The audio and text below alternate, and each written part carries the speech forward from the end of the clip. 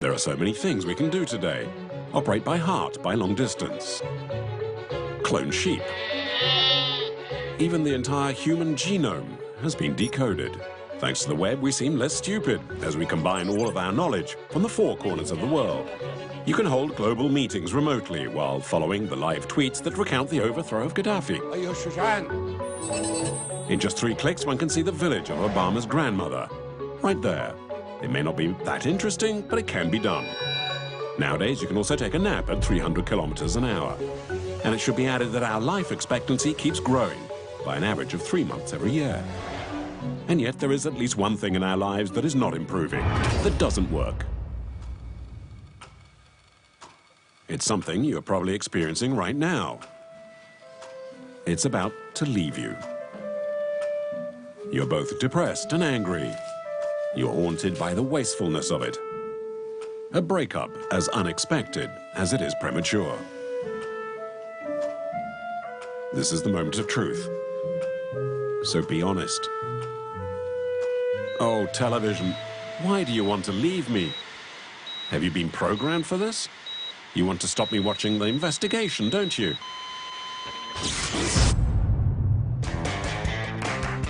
When a device is built so that it lasts only a few years, forcing you to buy another, that's known as planned obsolescence. In theory, the question is simple. Does your washing machine, your microwave, your refrigerator, your vacuum cleaner, coffee machine or mobile phone have a part that's broken? In 10 years' time, harmony will reign everywhere. Maybe.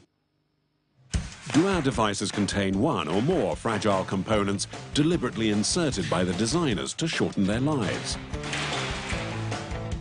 The simple fact the question is asked is enough to trigger the wrath of the manufacturers. It's a myth, they scream, yet another conspiracy theory to add to all the others.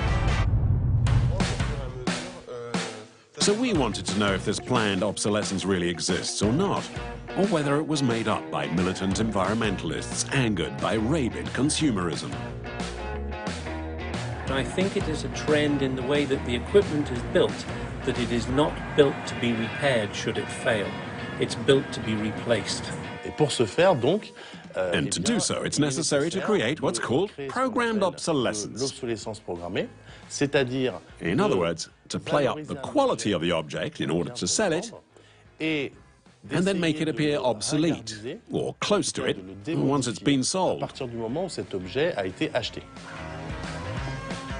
main preoccupation of any commercial salesman is to sell a maximum of his goods at maximum profit. So we find ourselves oversaturated with objects of all kinds. It's therefore unclear how, if these objects had been built to last, how this whole system could work. Let's stop throwing stuff out. The manufacturer can produce better objects that can last for longer, even if the price is higher. Impossible. So you would think it a good idea to investigate all sorts of electronic appliances. We chose just a few, and even so, we were soon loaded down. But our little tour of the industrial world has shown that planned obsolescence is often a little more complex than a simple broken part. Damn. One thing is certain, manufacturers who do it use our passion for shopping and our insatiable need to keep buying things.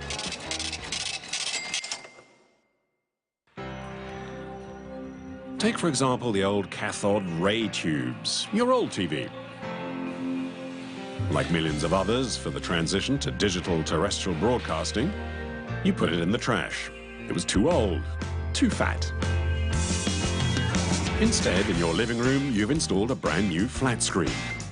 Yes, the picture is better, so's the sound, and the design is trendier. In the meantime, our desire for better and smarter objects has led to the doubling of sales of flat-screen TVs since they were introduced in the mid-2000s. But basically, your old TV worked very well and would last far longer. According to this recent study by the 60 Million Consumers Association, compared with cathode ray TV sets, the passage of time is cruel to LCD and plasma sets, i.e. flat screens.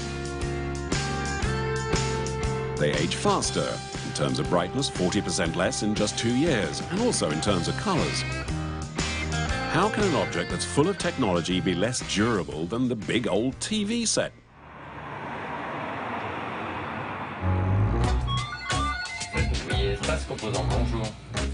In this small shop in Paris, such as few exist anymore, there's all kinds of stuff. In these drawers, small, multicolored parts, electronic components, resistors, diodes, capacitors, the vital organs of our flat screens. Oh, that's a bad sign. With the soldering iron are two electronic experts, Alex Alal-Rimbaud and François Bichy. How can I help you? This lady is here to have her TV's electronic card repaired. What brand of TV is that? Samsung, right? The usual problem, it's the capacitors. It's like a car tire. Once it's punctured, it's too late. A few minutes later, another E-card lands on the counter. What is this? It's a TV card. What kind of TV? It's a plasma or LCD. Well, it's a Samsung. Same problem. A Samsung TV again. Alex seems blasé about it. What is going on with Samsung? Well, there was a power surge and a few months later it broke down. So it's the capacitor, apparently. The capacitors. This is one of the culprits, the swollen and cracked cylinder, what French technicians call a cauliflower, a capacitor with a puncture. And the TV won't come on. Does this happen often? Oh, I'd say anywhere between 5 and 10 times a day. Given the high demand for this product, we stock it by the thousand. Paris would seem to be in the grip of an epidemic of broken capacitors. Another customer has the same problem. His TV is just 3 years old. Did you bring it back to where you bought it? Oh, yes, but it was 200 euros just to take it in for repair and for a quote. And on the forum, they say they deliberately use capacitors that will break down quickly. Anyway, I bought another one in the meantime. You bought another what? Oh, yeah. Well, that's programmed obsolescence to limit its lifespan by fiddling with the voltage. It'll fade away much quicker. Aha, so it's done on purpose. But how? Well, all manufacturers are right on the edge. On the edge of what?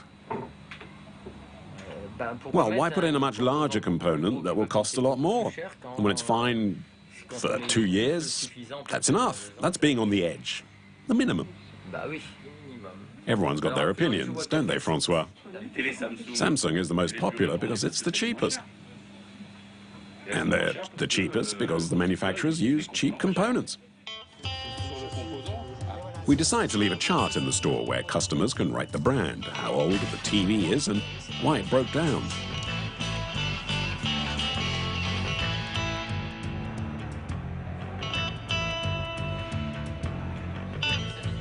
Two weeks later, we return to the shop and wait in line, like everyone else, before interviewing Alex Alal-Rimbaud, who's as much in demand as ever.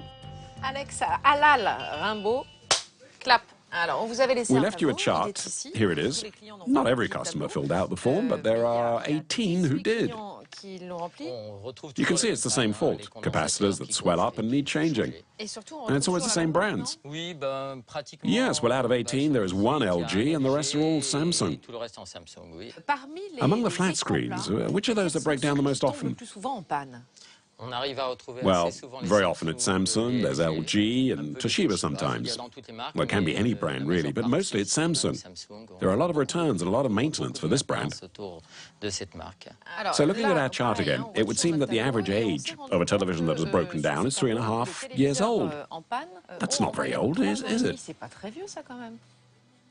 Well, actually, in this day and age, 3.5 years is not bad, actually. Oh, you think it's good? Well, yes. Anyway, it evolves very quickly. The new technology makes you want smaller, flatter, and inevitably, it makes it overheat. And the hotter it gets, the hotter the capacitors. You said there are a lot of customers who buy capacitors. You sell 20 a day? What do you think people who don't come to see you do with their old TV sets? Well, unfortunately, they end up being recycled, thrown out. Because to get the power board replaced at the store or by Samsung costs 280 euros. For this? Yes, for the card. And what do you charge? 21 euros. So they just throw out their TVs? Or they're forced to buy another because most dealers say it's not worth the cost of repairing. Throw away and buy again, all because of those damned capacitors. In Samsung's case, they would appear to have a short lifespan. At this point, it's impossible to know whether Samsung is deliberately programming it this way. After all, it is the market leader, so perhaps it's to be expected that there will be more cases of failure. But one thing is certain. What happens in Paris is true for all of France. Well, this is a workshop that specializes in flat screens. In the Ardèche region of southeast France, Francis Delafoy runs a flat-screen repair service. He's the head of a network of 600 independent specialists based all over France. He's gathered together all the defective components from across the country and has mapped each complaint. Now, you asked your network throughout the country to track recurrent problems, and what they've sent you are mainly issues with capacitors, and most of them involving LG and Samsung. That's it, yes, and it's not just one model. Wherever it is in France, in the north, the south, the east or west, it's exactly the same fault. These are recurring failures at a national level. With information collected from his network, Francis Delafoy sums up 4 regions in France. No capacitor failure reported for some major brands of TVs. On the other hand, the majority of faults with LG and Samsung are due to capacitors. For Samsung, it's between 50 and 85% of failures, which is a lot. When the TV is on, it heats up. The lifespan of the capacitors depends on the heat. Here, for example, a list of 4 more or less reliable capacitors. At 85 degrees centigrade, Model 1 will last 2,000 hours. The second, at 105 degrees centigrade, 1,000 hours. So it's a fragile model. The third model, 2,000 hours, and a tougher one, 5,000 hours, still at 105 degrees centigrade. The hotter it gets inside a television, the less resistant the capacitor. What it means in a product, in this case a flat screen, is that if it's unfortunately enclosed or the temperature in both the room and inside the unit is high, or if there's no interior fan, well, that will shorten its life.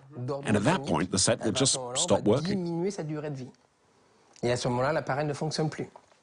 Especially if the screen has been aesthetically placed in a wall or near a radiator, as it will heat up even more. But it does depend on the manufacturer and where they've situated the capacitors inside the flat screen. Because the interior is a maze packed with components. It overheats, sometimes right behind the screen. At Compiègne, near Paris, we meet up with Nicolas Patin. The job of this lecturer and researcher is coaxing the condensers to prevent them from aging too quickly inside the TVs.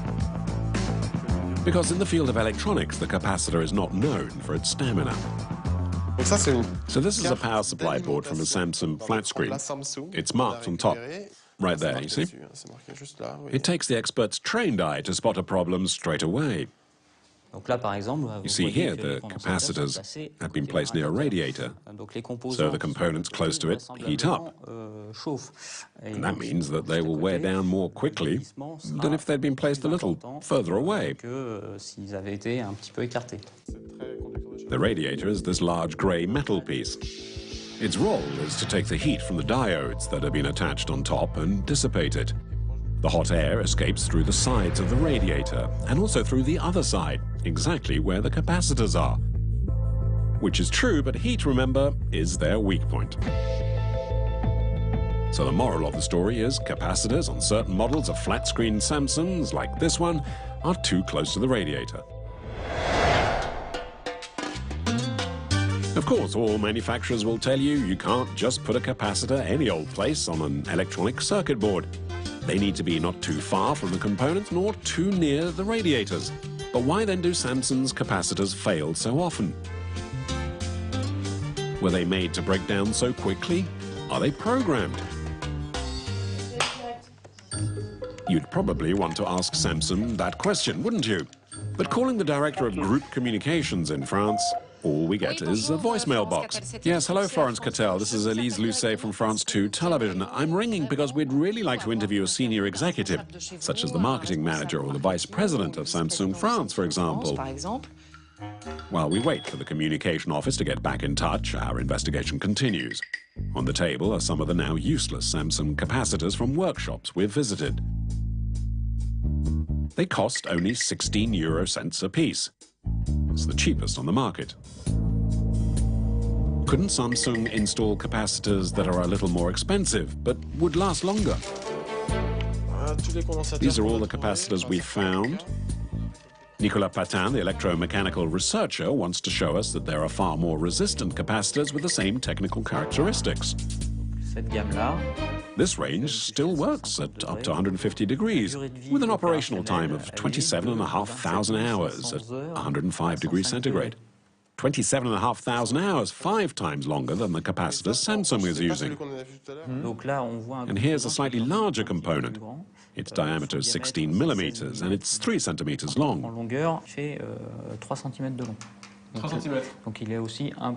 So the equivalent would be a little larger than this brand. A little larger, by a few millimeters, and also more expensive, at around 4 euros a piece. 4 euros instead of 16 cents for a lifespan that's 5 times longer. So the price of durability is quite high, but maybe it's not that high. Not that high, indeed. If they make their components larger, it may cost a little more, but it's really about selling less of their products. But the aim of a manufacturer is not to sell a TV every 20 or 30 years. The electronic equipment inside is generally designed to have a reasonable lifespan for the consumer, and also to satisfy the manufacturer. So if 10 more or less fragile capacitors in a TV set were replaced by bigger and tougher versions, you could estimate that we'd get a TV that works 5 times as long and costs just 50 euros more. My dear lady, wouldn't you want to have a TV that lasts 5 times longer for just an extra 50 euros? Oh, I certainly would. Precisely, because when we buy our nice flat-screen Samsung for 400 euros, we don't suspect that it will give up the ghost quite so quickly. But on the other side of the Atlantic, in the United States, in 2012, the news shows were filled with reports like these. Does your TV take a lot of time to power up? If you own a Samsung, you're not alone. Tonight, Samsung is admitting that millions of its flat-screen televisions may have problems that cause them to just shut down. Millions of Samsungs that fail to work, and the same scenes as in Europe. Dozens of TV sets in repair shops, all with the same capacitor problem. So people need to know that this can be fixed. Absolutely. They don't have to throw out the TV. Absolutely. It's exactly the same thing as in France and elsewhere in Europe, the same brand with the same characteristics. Except that in the US, consumers ganged together and brought a class action suit against the global TV brand leader, Samsung. The problems are so massive, class action lawsuits have been filed in 3 states. Late today, we uncovered documents showing more than 7.5 million people could have defective TVs. 7.5 million Americans found themselves with broken-down TV sets. The brand offers an amicable settlement and says it will pay repairs to the tune of $300 per set.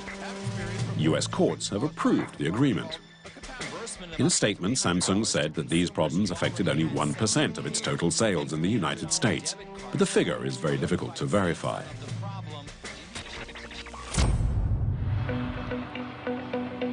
On both sides of the Atlantic, we all have the same question. Did Samsung executives deliberately decide to limit the lifetime of some of their flat screens?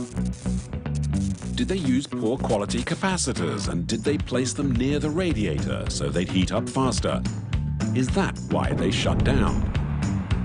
Or on the contrary, did Samsung just want to keep costs down and has no hidden agenda?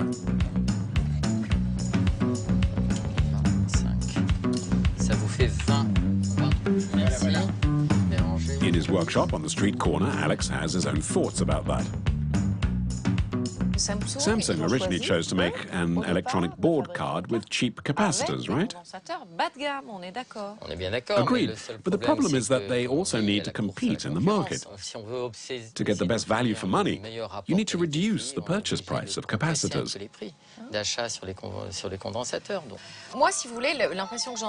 Well, the impression I have is that Samsung has a real interest in using capacitors that will quickly overheat and explode, just to sell more flat screens.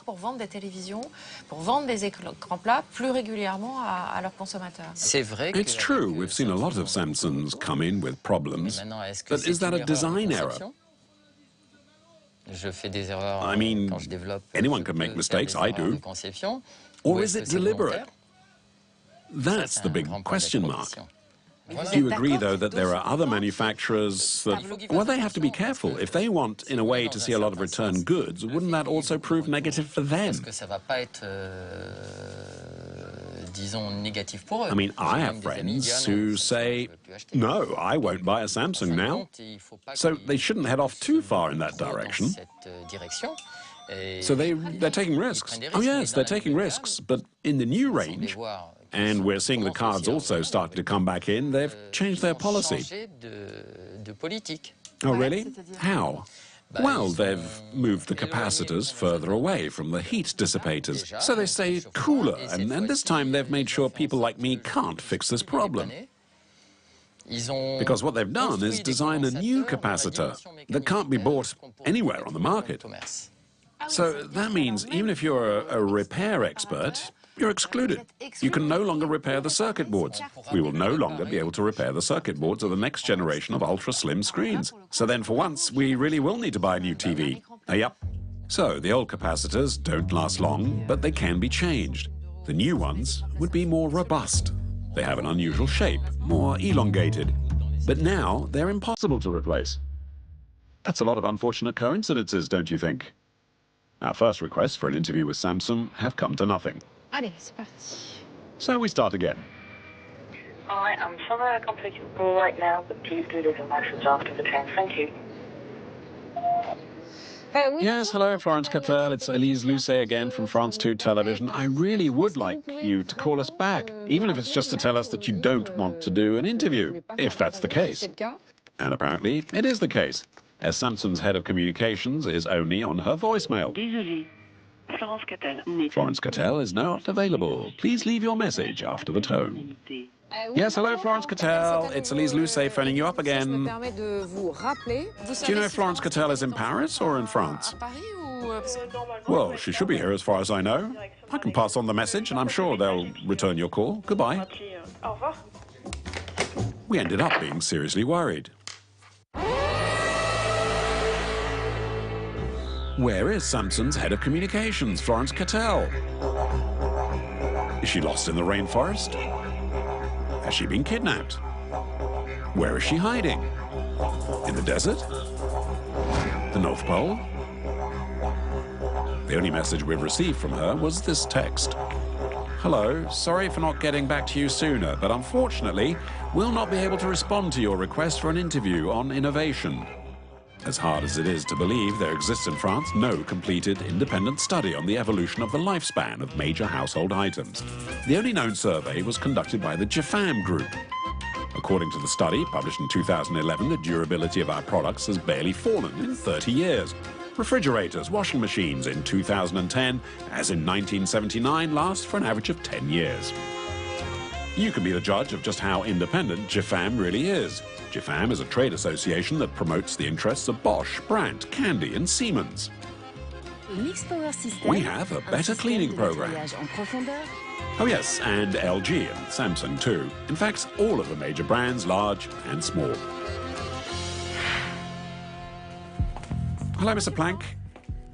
How is it that after 30 years, manufacturers have still not managed to make longer-lasting fridges or washing machines?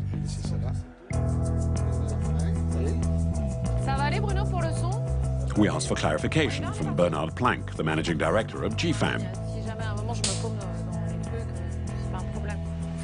In this day and age, there's remote surgery. We talk to anyone from anywhere all the time. We can send emails around the world.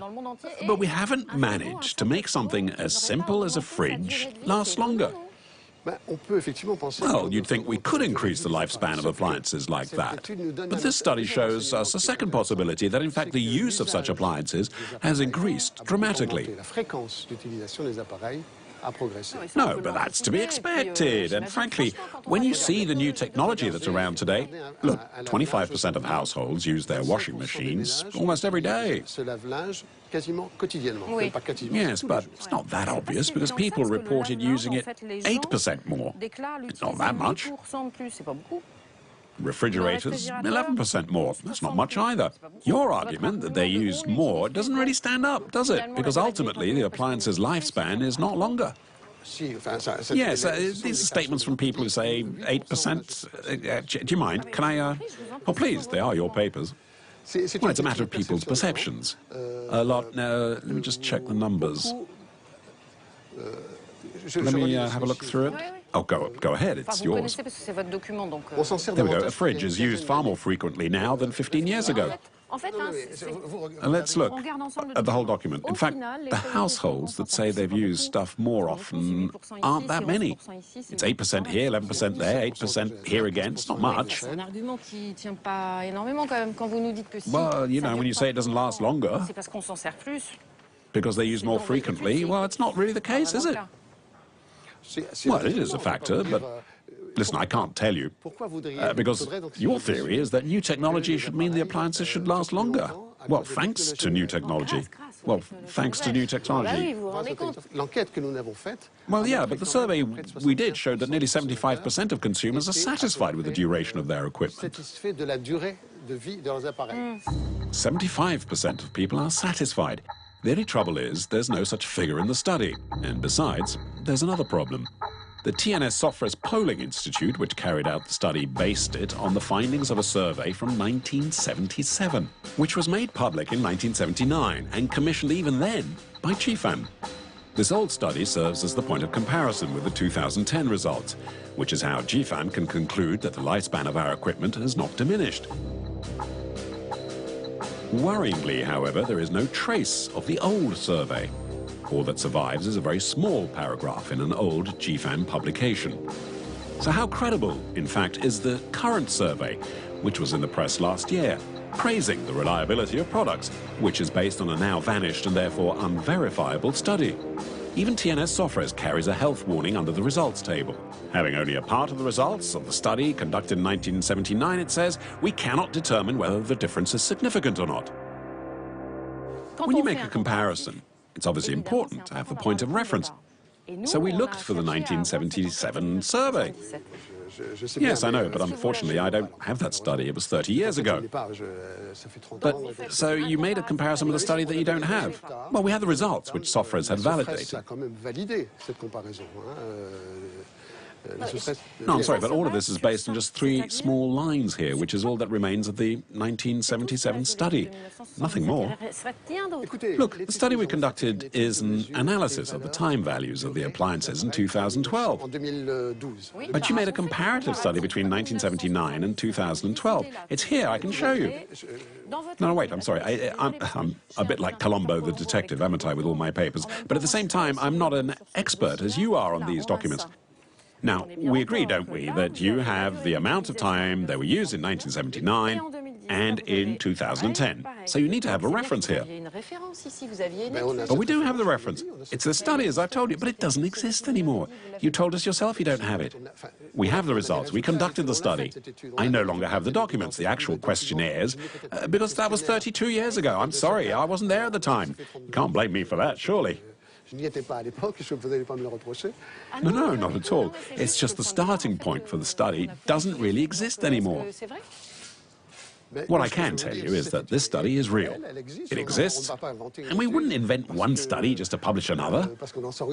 Okay, well, let's just move on then. Listen, I'm not happy at all, because this isn't how you said this interview would be. But we're just trying to get some answers. No, it's not how you presented it. And if I knew it would be like this, I would not have come. I'm very unhappy. I'm going. No, Mr. Planck, wait, please. We're investigating the lifespan of appliances. It's natural that I ask them to give me all the questions before, but we never do that. Well, you never do. Well, all right, fine. We don't do that. Well, we don't do that for anyone, whether it's the President of the Republic. It's nothing against you. No, it's always the same. No, I'm sorry. I've had enough. We really want to allow you to speak. And that's how to shorten the lifespan of an interview. In the meantime, if GIFAM finds its 1979 study, we would know whether or not its 2011 study on the lifespan of products is reliable or not. Fragile components that break down too quickly, an inconvenient leak about the limited lifetime of a computer, a lack of reliable statistical data. Obsolescence, more or less subtly programmed, comes in many forms. In recent years, a new trend is emerging, making repairs of a product impossible or very difficult. The goal of a major brand is to ensure that there is no more competition. In other words, to create a captive market. So how do you create a captive market? First, by making this product incompatible with those of the competition. Now, Apple has done that. And secondly, by preventing repairability, which more or less forces the consumer to move on to the object's next generation. So that's one way major brands capture value. But only the big brands can do that, since you need to be able to dominate the market. A little lesson in modern economy. Even if it means making something irreparable, so long as everyone buys it. An object the public cannot do without, something that's become an essential part of life. Look no further than the end of your arm, a mobile phone. The key to its obsolescence, its battery.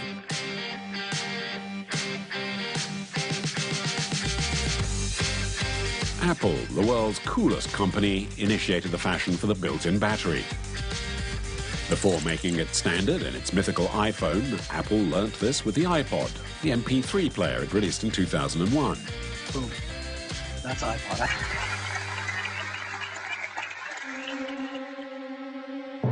But a New York artist, Casey Neistat, discovers, after 18 months of use, the battery in his iPod is dead, and it can't be changed. He shoots a video seen by thousands on the internet.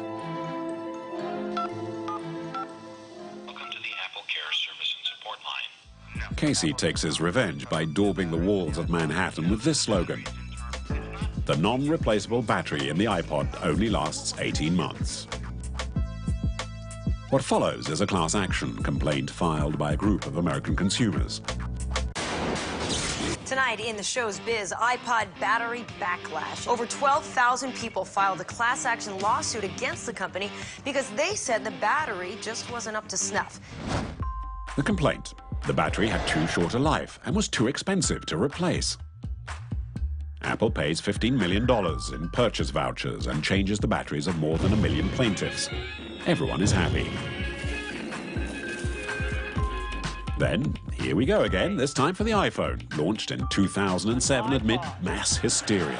A phone and an internet communicator. This is one device, and we are calling it iPhone. But nobody is perfect. The battery can still not be replaced. Apple strikes again. This lawyer is the first to attack the company's racket. Harvey Rosenfield stirs up a hornet's nest and sends Steve Jobs an offensive letter.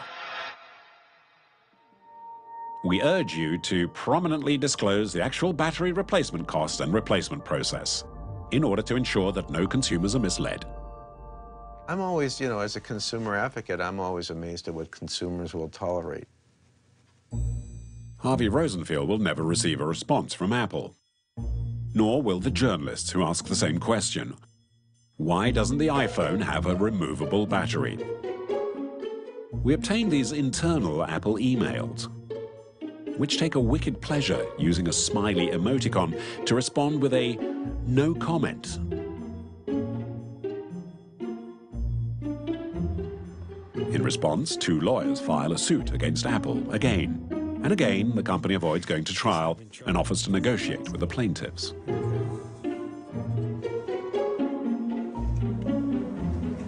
Did Apple and AT&T pay money to the plaintiffs? Yeah, Apple and AT&T settled the case. That's all I could tell you because it's confidential. But most of the time, the settlements, it's like they pay money. That is correct. A conventional transaction. The company avoids a trial by paying off the plaintiffs. This method doesn't always work, however, especially with MJ, a former employee of Apple. MJ trained the assistants in Apple stores, the brand's boutiques. Today, she is highly critical of her former employer's methods. So you was not happy there? I was, almost the entire time, until I started asking questions like that, and I started being a little more persistent. But then I would ask some of our managers and some of the people that were in, like, in-store leadership. And it didn't take long for me to realize that I wasn't actually going to get any answers. It was just this cyclical conversation where I would say, I think it's silly that we can't replace the battery. And they'd say, yeah, well, and then repeat the same things they've always been repeating. So it was like talking to a brick wall eventually. MJ now works for a smaller company, which she prefers. It's called iFixit. A merry band of troublemakers who repair things. The engineers at iFixit have their own manifesto, how to fix everything, oneself included, and their emblem is the fist and wrench. On their website, they provide free repair manuals, and they sell tools or parts, which is how they earn their living. To see what's wrong, they open up the devices and take pictures from every angle.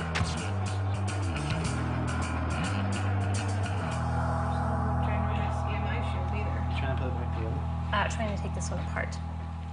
Their guide tells you how to change the battery of the first iPhone. It's something they make clear is very difficult. It's a completely ridiculous design. Demonstration by MJ and Kyle Wiens, her boss. It just makes me, I never thought I'd say this, but miss when I was carrying a BlackBerry, because it was so easy to get in and take the battery out. You could carry like 3 extra batteries with you if you wanted. Yeah, finally, I got this little piece of it off. Okay, so that's where the antennas are. Now, you'd think that it would be straightforward, like I've even got some screws here, but no, you have to pop the metal tabs on the sides, and that's going to take me another half hour if it. Yep. So this is the battery, and this is the solder connections here. So if you want to replace it, you have to learn to solder. Get the soldering equipment. In the next iPhone model, the battery will no longer be welded, but glued fast to the bottom of the hull. A nightmare to change. And in the latest model, the 4S, the battery is screwed into the machine, but still no lid, so you still can't change it. For Kyle, the role of the irreplaceable battery is obvious. That premature death clock that they're building into it by building in a consumable is designed to increase the number of iPhones Apple sells by making them last less long. And that is how a bunch of kids in flip-flops, barely 30 years of age, are standing up against the global giant of information technology. On one side, electric drills and screwdrivers, and on the other, the most massive profits in the history of electronics. With each new iPhone, Apple changes the technical specs to ensure the battery is well enclosed. And every time, iFixit manages to undo their work. Hi, I'm MJ with iFixit, and today I'm talking about Apple's insidious plan to sabotage our iPhones. At the beginning of last year, MJ caused a stir on the iFixit site with this scoop. On either side of the dock, people bringing their iPhone 4 into the Apple Store for repair have found their Phillips screws have been unceremoniously swapped with the Apple 5-pointed screws in an effort to keep people out of their iPhones. Bloggers and commenters alike are referring to these special 5-pointed screws as security torque screws, and it's making me crazy. Apple has quietly, totally changed the screws on its iPhone 4. This one on the right has slightly more rounded ones than the one on the left. So now it's impossible to open the iPhone 4. Will iFix admit defeat? Not a bit of it. Including a new product that I'm very excited about, our iPhone 4 Liberation Kit. A freedom kit for the iPhone, available for €7, with a pentalobe screwdriver, 2 standard screws to replace the nasty ones modified by Apple, and a conventional screwdriver that comes with it to open it up again later. The cheapest way we could find to remove the tamper-resistant screws. An Apple certified repair technician to take out a couple. MJ is proud of her secret weapon, but when the video was released, her former colleagues at Apple weren't overly impressed. They called me a traitor. as if I'm being disloyal to my country or something. It was kind of funny. And they just kept repeating all the same things that they had been saying. Well, the screws are there to keep people out because we don't want people hurting themselves. And it's like, you can't really believe that. Attacking Apple is blasphemy, an act of treason.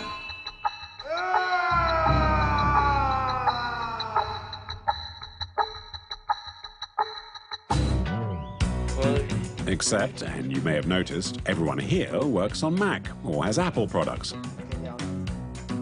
A bit contradictory, no?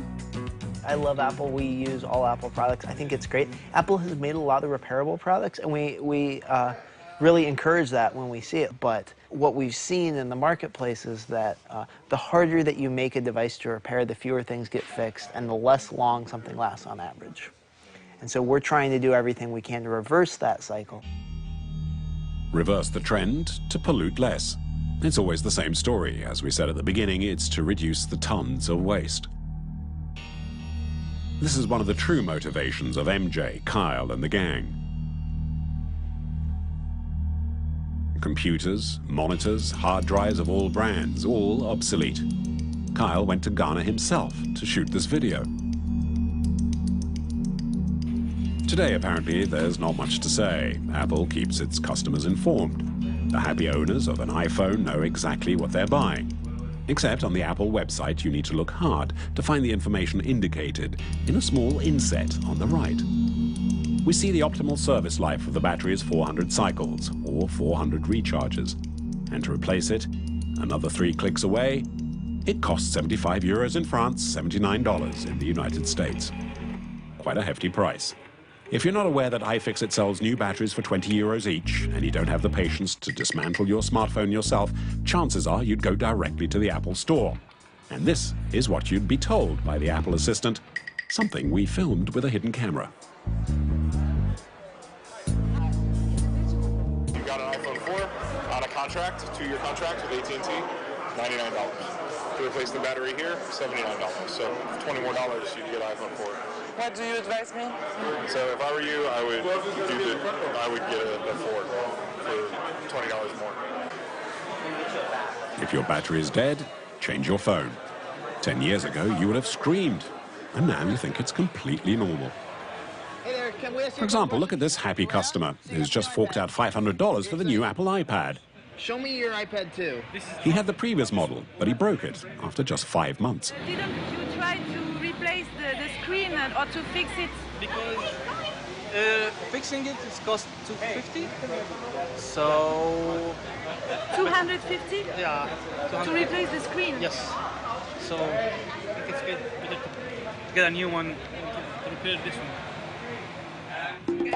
The price of repairing an object compared to buying a new one has come under the microscope of France's Environmental and Energy Conservation Agency.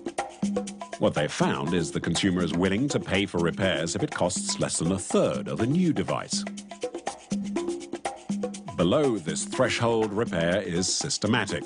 Between 33 and 50% of the price of a new object, then 10% of people are still prepared to have their device fixed. Over 50% of the cost is extremely rare.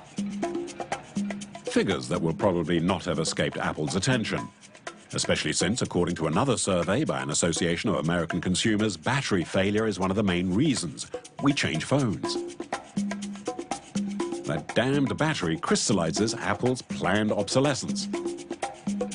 In fact, people change their mobile phones every 2 years in the United States, every 22 months, in fact. And in France, it's every 2.5 years, a cycle of a little over 30 months. It's worth making a call to Apple France, but the press officer shatters any illusion about getting in. Have you heard anything back from Apple? No, the answer is no, which doesn't surprise me. Did they say why? They never allow filming on our premises. Never? No. You never give interviews to the media? No. Being a press officer at Apple looks easy. All you do is say no.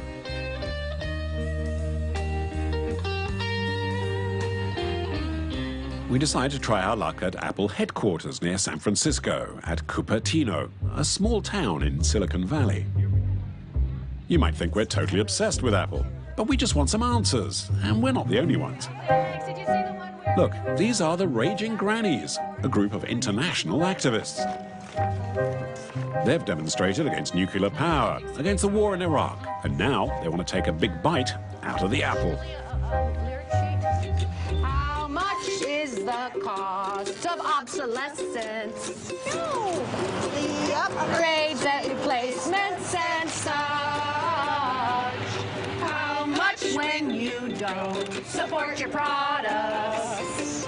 Your profits don't help the world much. One more time.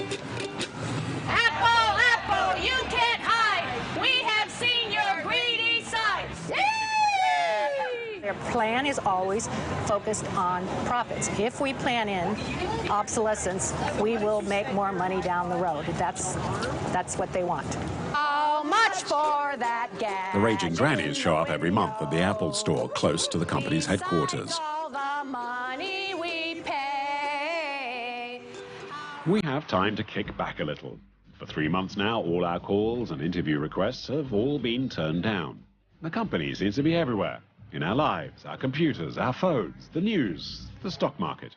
But as soon as we want to ask some real questions, there's no one available. So we focused on the famous infinite loop, Apple's headquarters, and attempt to approach employees in the parking lot. You know why the battery is not removable on the iPhone? I don't have any idea. You work here? I'm actually not allowed to speak to things like that, unfortunately. Do you work here in Apple? I do work at Apple, yeah. Yeah. Do you know why the battery is not removable on the iPhone? I have no idea. I'm no idea. You don't work about on iPhones? I can't answer that question either. As soon as we arrive at the main entrance, we're immediately stopped. She is the press secretary, and the muscle man behind her is from security. We don't allow filming on campus. Oh, okay. So you'll have to shut down the camera, but just wanted to know what you guys are kind of looking for. Yeah. Nice to meet you. My name is Anna Salzberg. And you have to shut off the camera. We would like to ask some questions about the iPhone, and especially why the battery is not removable. You know, the best bet would be to reach. I can give you some email information as, for our European PR folks, and they can best direct your request. Unfortunately, we aren't able to offer an interview today, and as you know, we don't do a ton of interviews. I'm sure you. Yeah. Why you didn't reply to my email? Why you didn't want to answer my question? You know, I don't know. We're such a. You know, I have no idea. You don't have an appointment, then unfortunately. You can try to call someone. Please try. I give you my phone. No, we do have to go through the proper route. Yeah, proper channel. I try to make it through the proper way. It doesn't really serve anyone any good. The thing is, what I don't understand is that the battery is. You made it. We're clear. We get that. Got it. We got completely that. Understood. You don't have to repeat that. We got that. Got it. Okay. So what we're letting you know is what our action plan is. Okay. Excuse me. Do you work here? Yes. Yeah. Oh, I'm sorry. We don't do it. I would like to know why the battery is not removable. We are trying to have answers. No, we're gonna have to ask you. We don't. You know, you can't interview our employees. They're not spokespeople here. Yeah. That's not appropriate, and this is our campus. Yeah, but how should I do? You're gonna. You know, I told you Alan's gonna help you out. We're gonna have to ask you to leave now. That's not great at all.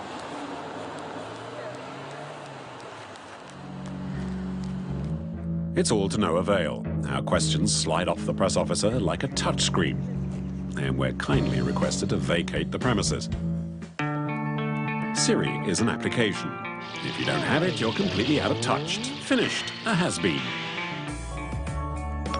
Use Siri, and you'll be a winner.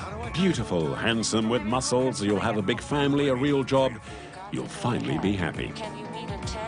Reply around here. Siri gives you a sense of power. You can use your voice to tell your phone what to do. Should I take an umbrella with me today? 2 out of 3 ads for the latest 4S promote this feature. The iPhone is the only one to have it, and it's the principal selling point. Shame Siri doesn't work on your old phone. Which is surely why sales of the iPhone 4S have smashed all records. When it came out, 4 million were sold in just 3 days, more than twice the sales of the previous iPhone, barely a year earlier. Madness. Except that some took it as a challenge. In Canada, for example.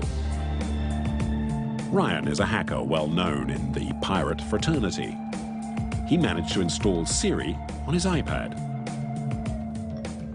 How many calories in a bagel? This might answer your question. And also on his old iPhone, the iPhone 4. Call home. Calling home. Home. According to Apple, Siri is supposed to work only on the iPhone 4S. But Siri existed before on the iPhone 3GS and 4. But one day, Apple sends out a message. I've been replaced. The new Siri is even smarter and better looking than me. I'm waiting for you on the iPhone 4S. Except that the phone doesn't have much to do with whether Siri works or not. All of the recognition is occurring on a server somewhere, not on the device.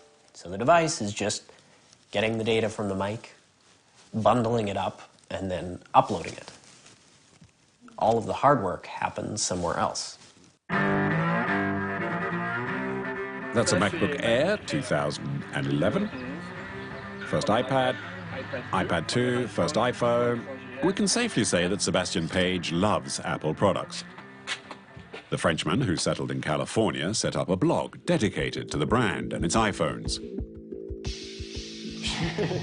I clean them every time. He's even built a shrine for them.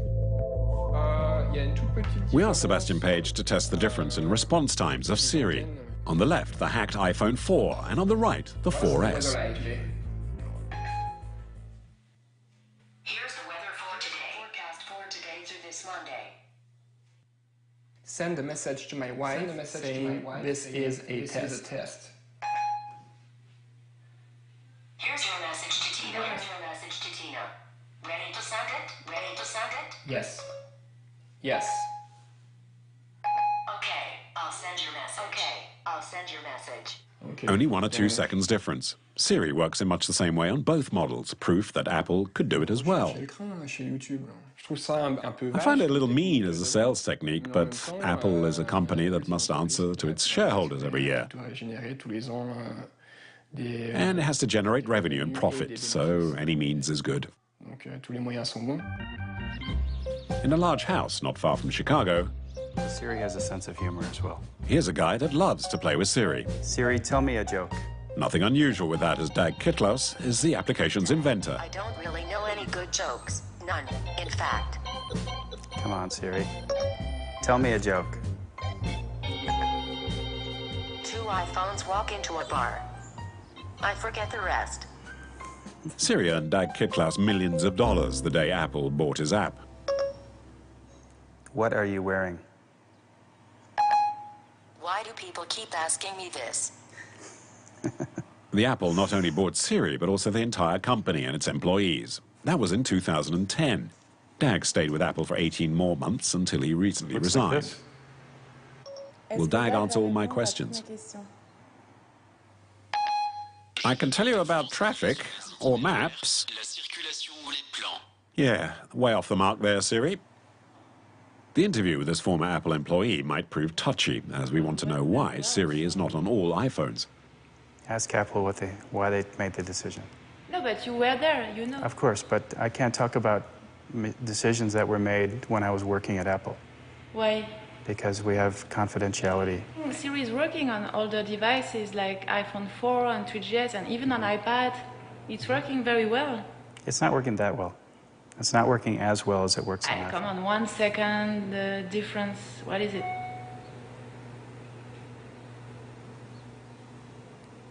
What's next? We ask him again, and this time, hopefully, he'll answer the question. Oh, but the fact is that it forced people to buy a new phone. Yeah. It's true.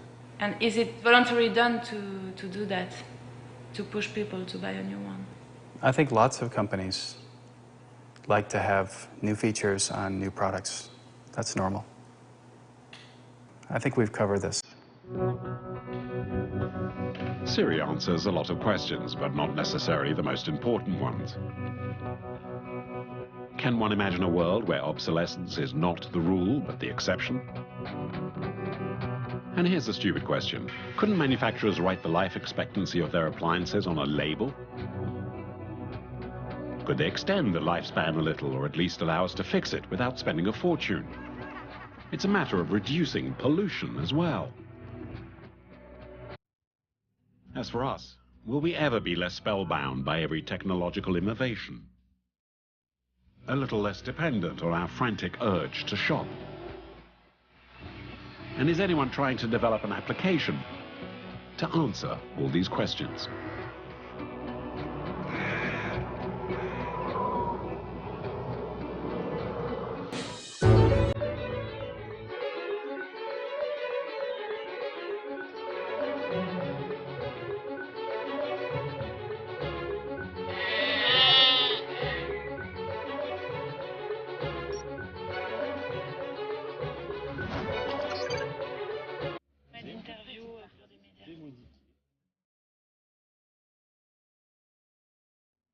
أيها الشجعان